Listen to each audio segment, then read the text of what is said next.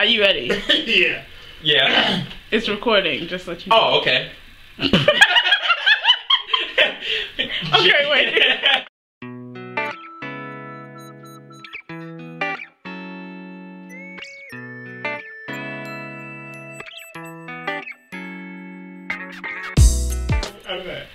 Hey. Yo. It's about that time we got down to this. Yeah, it's about time. This is the F&J show. Mm-hmm. That's Francis. And James. Alright. And we've been told that we should do some type of podcast or video or some type of show where our opinions and our conversations are recorded. So we found a way to do it. It's called the F&J show. So the way we're going to do it is we're probably going to just come up with topics that grind our gears or that we think about on a daily basis. Kind of just stuff that Francis and I do. Pretty much our conversations all the time. Just have hash talk about.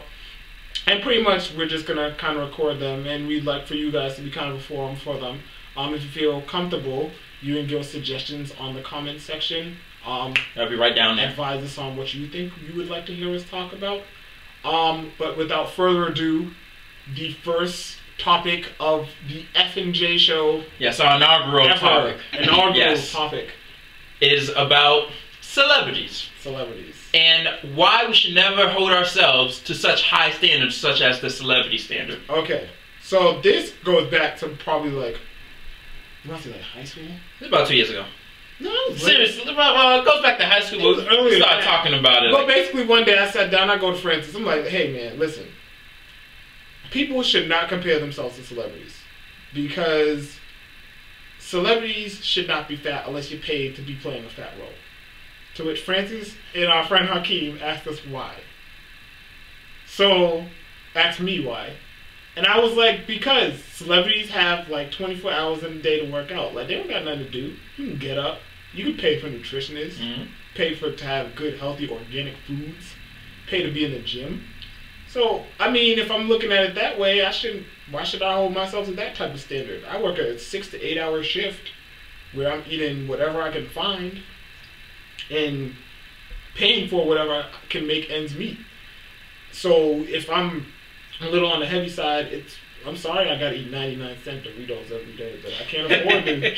That's $1.09 now. Yeah, it's like $4, so we'll talk about that later. Yeah. But it's I can't afford to do all of that. Another aspect of it is that you got all these people that are like, that's their job is to look good, and we're talking about how the average woman should not hold herself to those standards because those standards are too fake. You should not aspire to look like someone who, like I said, can afford to have 18 to 24 hours where they can decide if they want to work out, where they have a personal trainer. Where pretty much they're going to the only thing they need to add to the equation is motivation. My thing is quite simple. Like, yes, celebrities are supposed to look sexually attractive. That's what they're supposed to do. That's their job. If I look like a celebrity or someone ever said, hey man, you look like this, you look like that, I take that as a big compliment. But then I also realize that, you know what, I must be looking better than that celebrity because that's not my job. Oh, man. See, and you compare me to that's my thing. If you compare me to LL Cool J, I'm like, alright, I must be better looking because I'm not trying. I don't have that type of money. How am I forcing it? You took it like to a whole nother level. Like the way I was looking at it was like, the way it was like from a person or a female perspective, because we know a lot of females who hold themselves to those ridiculous qualities. Like, I need to look like that Victoria's Secret model. No, you don't. You don't know where she comes from. You don't know her background. Granted. However, if somebody's like, oh, you look like a Victoria's Secret model, don't take it as, oh, I'm putting 10 times more work than that Victoria's Secret model to, like, oh man, that's a big chip on my shoulder. Alright, so if we're going to stick on the ladies, which we'll be having multiple conversations about, and about the issue of self-esteem. Because that's the root of this whole issue. Is that you look at the celebrities that are on the magazines, whether it's even men's fitness and they put a lady celebrity on there, or women's fitness, and you're like, wow, look at these beautiful ladies. It's hard to live up to that standard when they have personal assistants, stylists, hairstylists, nail stylists. Like, they have people who are specifically employed for those specific parts.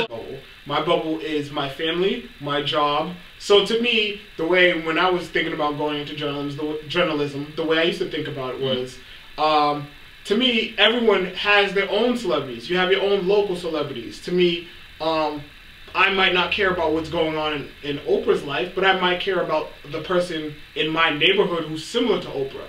I might not care about what's going on in the celebrity's life, but I know about all the things lives for my local celebrities. I know what's going on with my neighbors. I know what's going on with such and such over there. I know that they just had a baby. I know that he just might have gotten locked up. So things like that, to me, are more pertinent than what's going on. So it's always interesting to me to see people not only hold themselves to that standards, but interested in celebrities' lives. Like, that's their daily thing. Like, be on the gossip columns every single day. There's so much going on in your life and the people around you's life. How do you have time to be caring about what's going on with Gwen Stefani and her children? Like, and it's interesting because it is also used as an escapism.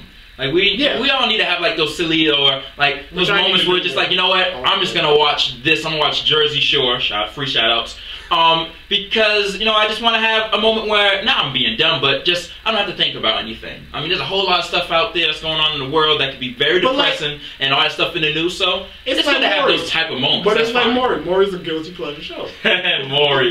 They feed, daytime television feeds off of people's guilty pleasure. It's so trashy you just can't turn away. And to me, I think there's nothing wrong with it. If you want to look at it, to me, I feel Maury's a little bit better because Maury's introducing these people and you have no connection. You don't care what happened. Like, you'll never see, unless they're like consistently coming on Maury, and then you're like, alright, that's just trashy. But like, true. There's someone who you're never emotionally really getting attached to. Your attachment lasts as long as an hour. Whereas with celebrities, you feel like you're attached to the character, but I'm attached to your character until the movie's over. To me, I just always wondered how psychologically people could be not only attached to the character, but the person who plays the character and then attached to their lives. I'm not concerned how Tom Cruise and Katie Holmes are raising their children. They raise their children however they want to raise their children. Now, if their children were in the program that I was working with, obviously I'm concerned. But I'm more concerned about someone else's. I'm more concerned about someone else's children, who's close to me than worried about a celebrity's child. Yeah, and it's very interesting because when you think about someone, like more recently, it was the whole Kim Kardashian thing. Yeah. And I actively tried to avoid the whole wedding thing. Like, oh, she's getting married, she's engaged, she got married, she's divorced. And it was like... it happened that fast. It was like, that was shorter than the NBA lockout. Forget, that was shorter than the NFL lockout. No, I wouldn't say that. Yeah, I wouldn't say that was a force. But it's interesting that everyone was like so caught up in this and as if it affected their lives. But it's good news to like be able to talk to other people about and like to connect with other people about this specific person as if it's their cousin that's going through this and you're like, oh, we all know that cousin. I don't even know why she's even famous in the first place. She's like, famous for being famous. She's like Pastor Nicole. But guys, we're up against it. So this is our first show. Tell us, did you like it?